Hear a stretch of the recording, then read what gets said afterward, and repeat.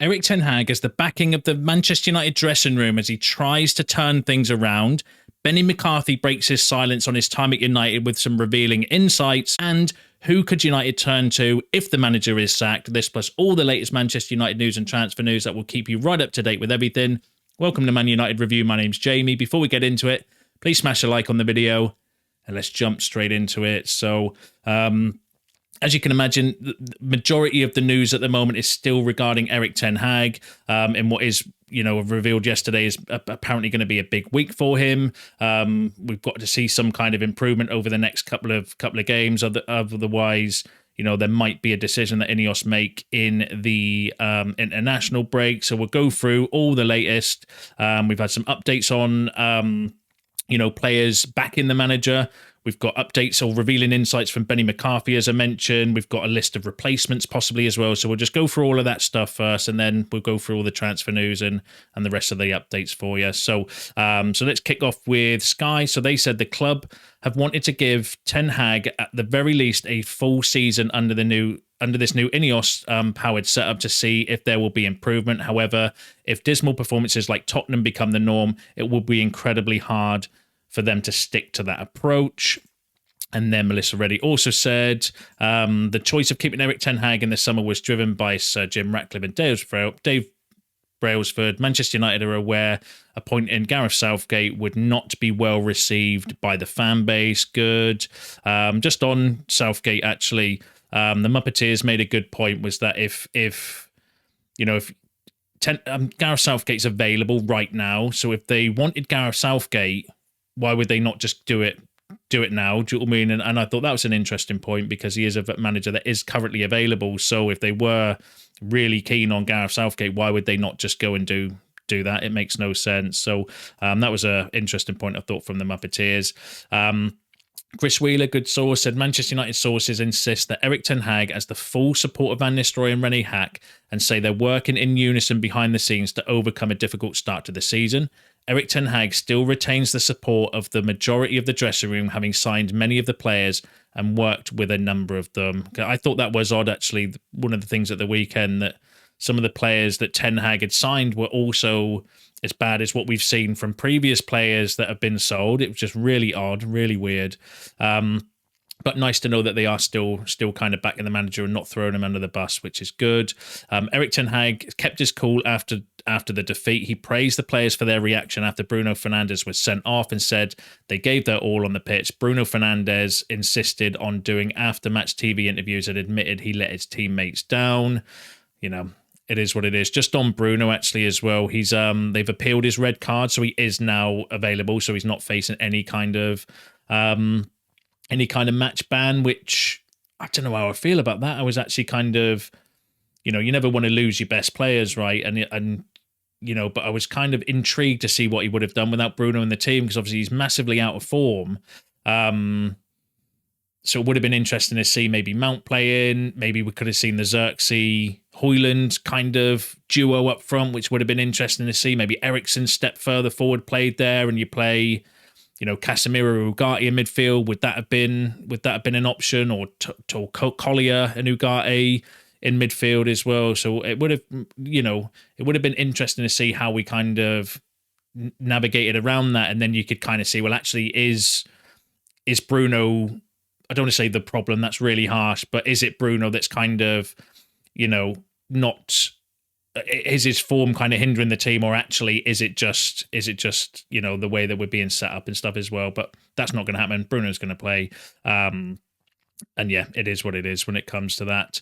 And then Mike McGrath, good source, said that Erik Ten Hag has the backing of the dressing room to turn things around. Many players have a history with him, and they feel that the current problems can be solved. So it's nice to hear, in a flip from when Solskjaer was at the end of his kind of tenure and Mourinho, you know what I mean? When you get that feeling where you're like, things are on that kind of path. And I get the feeling again like that with Erik Ten Hag, where it just feels like there's an inevitability. Hopefully they can turn it around, because who wants to see United lose? Like, it absolutely sucks. And who wants to see United play as poorly as we did at the weekend? Because that absolutely sucks as well. So I do hope for some better performances and some better results, just purely because we need it, regardless of what you think around the kind of manager and stuff. But it's nice to kind of hear it's not necessarily the case with the players we've currently got, where they are actually backing the manager. So, but let me know what you think about that in the comments. Now, Benni McCarthy's done an interview in the Portuguese media, I think it is, where he's revealed some interesting insights on Erik Ten Hag and, you know, his time at Man United. So he said the following: tactically, Erik Ten Hag is one of the smartest coaches I've ever met. He's a very smart man. He's a smart man, very smart. He's meticulous, detail-orientated. He put everything at the player's disposal, carefully explaining every possible situation. In modern football, I think footballers want to see a bit more passion in their manager. They need to feel that the manager is with them and and is ready to fight alongside them. Tactically, I think Erik Ten Hag is at the top. He lacks a bit of fire and passion. And is that kind of what's maybe going on at the club? Like, because, you know, it's not the first time you've heard. I think Steve McLaren as well has also kind of praised Erik Ten Hag for his you know, his tactics and you know, his football knowledge almost. But is it just the message that's not going across properly? Is the message too complicated? Is he overthinking things? And I was thinking this the other day, right? I remember I think it was Rio Ferdinand did an interview and he was talking about his time under David Moyes when he came in, and he said that one of the issues they had is when they were going into like team meetings and stuff before the game, is obviously when Fergie and that were there, a lot of it was around, you know, what we're going to do in the game. It was more about, right, you need to do this, or we're going to do this, or we're united, we're going to play this way and we're going to do this. And when David Moyes came in, one of the things that he said that he noticed was that David Moyes was very, you know, concentrating more on what the opponents were going to do and what their strengths were and that what their weaknesses were. And Rio Ferdinand said that the players struggle to deal with that because all of a sudden you're going into games with a little bit of fear because the manager has bigged up the opposition players. And I'm wondering, is there something maybe going on like that with Ten Hag, where he's giving them a lot of information and a lot of kind of details, but is he also kind of giving them too much where they're then going out fearful of the opposition because he's saying, oh, watch out for this because this player might do this or he might do that. Do you know what I mean? And then all of a sudden, psychologically, you're like, oh, God, like a rabbit in a headlight when you're thinking, Jesus, I'm going out and playing prime Messi at the moment. And I wonder if there's something like that going on. It was just a thought. I've not heard that anywhere. But let me know what you think about that in the comments. But going back to Benni McCarthy, he also said that's where we are different. Him and I want to be at his level in terms of tactical mastery. I think the biggest strength is the empathy I create with the player. That's the difference. That fire I feel inside me, that hunger I have. Ten Hag gives the players all the informations and expects them to deliver on the pitch. So Benni McCarthy kind of, you know, praising Erik Ten Hag for his tactical approach and his knowledge and everything like that as well, which was nice to see. Again, him not throwing him under the bus, but also saying that one of the issues might be because he's not, like, it might be the message is not being delivered in a way that's fitting with the players. Who knows? But I thought it was an interesting insight because everyone's going to have different opinions on that as well, but I'd be interested to hear yours, so please share it in the comments. Let me know what you think about that. Now, obviously, if things do go south and we end up replacing the manager, there's been a lot of noise around, you know, Gareth Southgate we spoke about, Thomas Frank, Graham Potter, but actually the Muppeteers has come out revealing who are the potential long-term candidates for Manchester United. So what he was effectively saying is that he thinks that if Ten Hag does go, they'll likely give it to Ruud van Nistelrooy as an interim because the top managers that we want are just not available. And it's very unlikely and very rare that you will get a manager halfway through a season, not even halfway, at the start of a season to leave their club, especially some of the names on the list as well. So in terms of replacements, the Muppeteers were saying that there are 3 possible long-term candidates for the Manchester United job: Kieran McKenna, Xabi Alonso, and Ruben Amorim. Ineos will also assess managers like Simone Inzaghi, Sebastian Hoyes, and Andiola Arola, who's the Bournemouth manager. So some really interesting options on there. Amorim would be a decent option. In fact, I think all would be decent options. I'd worry about a couple of them, though, just because Xabi Alonso, Amorim, Inzaghi, they all play like a 3-4-3, almost like a 3 at the back formation. I don't think we necessarily have the squad that's being built to play a 3 at the back. I think you could do it, but then you've got no rotation options because when Yoro's back, you could maybe play De Ligt, Yoro, Martinez, Dalot, Mazraoui as your kind of wing backs. So I could see how that works. But then if you have an injury, or you have do you know what I mean? Like your backup three, Evans, Maguire, and Lindelof, and I don't think they could play. I don't think they could play in a back three as well, but it would be interesting to see. And obviously, every manager is adaptable, I suppose. Just because they play one formation at one club does not mean that they'll kind of do it necessarily where they go. But some interesting choices there. Sebastian Hoynes taking Stuttgart from relegation to champion, or from relegation form to a Champions League, fairly young, really interesting option. Likes to play a 4-2-3-1, likes to promote youth players as well. So that would be an interesting choice. And a role I don't know too much about. Not really been following too much about Bournemouth.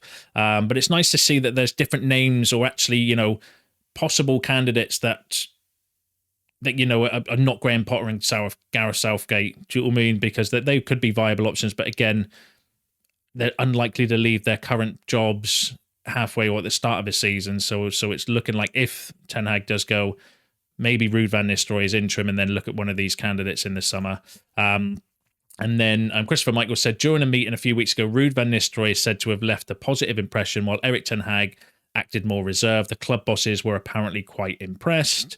And TalkSport is saying that Manchester United would consider putting Ruud van Nistelrooy in interim charge if they decide to fire Erik Ten Hag. So big week, as mentioned in yesterday's video. We need to see some performances. We need to see some results over the next couple of days. Otherwise, there could be something going on with the manager potentially in the international break, according to the reports. But who knows? Maybe Ineos will just hold their nerve and give him a little bit more time, because they have backed him and they've kind of given him his new contract and stuff. But again, I don't think they're naive enough to think that not just necessarily the results, because anyone could lose a game of football. I think it's more the performance and the reaction that they're going to be judging off. And if you go back to what I was saying, I think it was a few weeks ago, where there were reports that that's how they want to see, that's how they're going to judge Erik Ten Hag. It's not necessarily on results. It's more about the performances, because they don't want what they're seeing, which is, this tactic this week, different tactic the following week, different tactic the following week as well. This inconsistency in this kind of play style. What they want to see is actually a specific style of play week in, week out, so that they can kind of judge the players properly. And the manager, is it the manager? Do we need this player? Is it the recruitment? Do you know what I mean? At the minute, you don't know. And I was thinking about this before as well, actually, that one of the reasons I think one of the criticisms that I had against, there was a lot of players, new players that we've signed at the weekend, right, against Tottenham, that looked absolutely atrocious. De Ligt, Mazraoui, Ugarte, and Xerxes, all terrible. Like everybody else, everyone was terrible.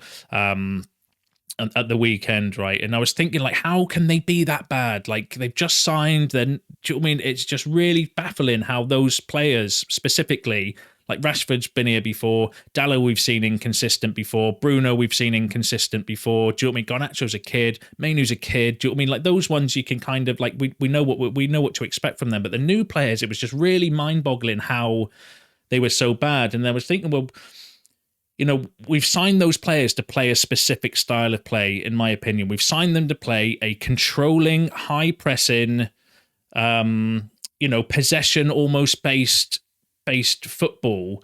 And yet at the weekend, Ten Hag asked them to play park the bus counter-attacking football. He wanted to drop deep and counter-attack. And Xerxes not a counter-attacking striker. De Ligt doesn't suit a low block. Mazraoui, same.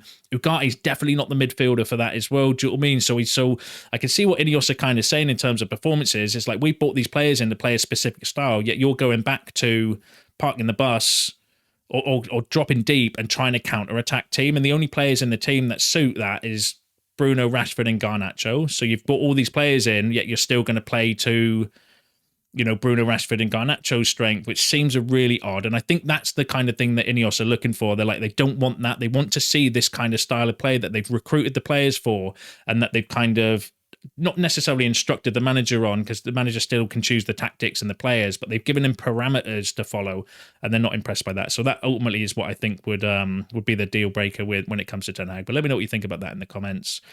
Now, been a couple of interesting updates regarding the players. So Andy Mitten, who's a good source, it said that an hour after the FA Cup final, I spoke to half a dozen of Manchester United players outside the dressing room and asked them about the manager. The words weren't being recorded. No one said that the manager should absolutely be sacked, and no one said he should absolutely stay.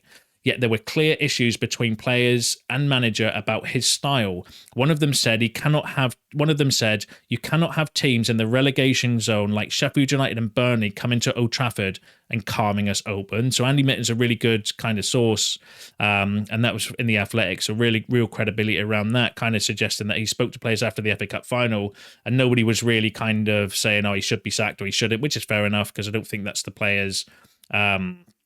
I don't think I would like any player to come out and kind of say that specifically, but that there were concerns around the play style and the tactics, and I kind of agree. Do you know what I mean? We shouldn't be getting carved open by Sheffield United and Burnley at home. So there is a clear issue between, and that's what I was saying before around, is it an instruction issue rather than necessarily a tactical issue? Is the message just not being either delivered properly, received properly from the players, or overcomplicated? Is it something like that?